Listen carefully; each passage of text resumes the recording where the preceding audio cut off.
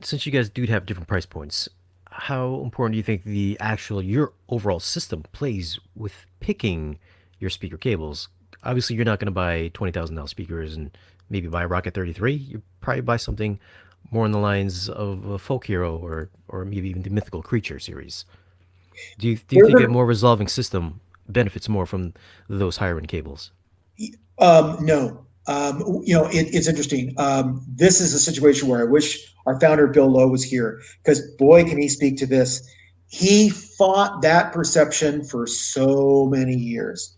And he finally decided, Bill, forgive me. I know I'm going to get this wrong because he knows the dates I don't. I think he started doing this in the very early 90s, maybe even the late 80s. But what he did was he got tired of hearing that from people that just kind of always assumed that, like, well, I see that you have affordable cables. I see you have a lot of expensive cables and things in between, but hey, I mean, I like my system, but it's not a top tier system. So clearly these differences are for the audiophiles, the extreme cases, the lunatic fringe at the top. For mine, I probably don't need to worry about this, right? Wrong.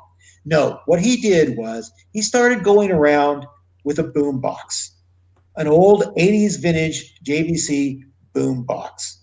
And it was one that had the speakers that could be taken off of the cassette player and the radio, and or the CD player and the radio, like at that period.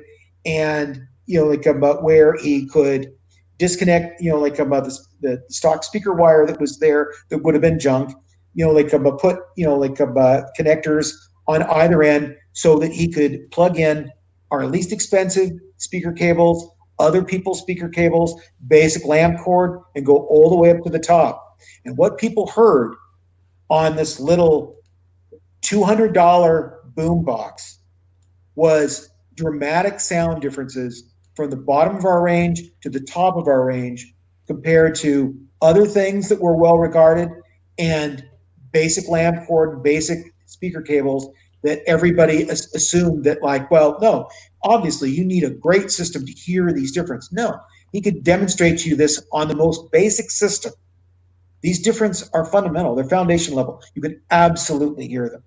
Now, am I on the other hand saying that every man, woman, and child, needs a $10,000 pair of speaker cables, particularly when they just, invested mightily in a $2,500 a pair set of speakers? That's crazy.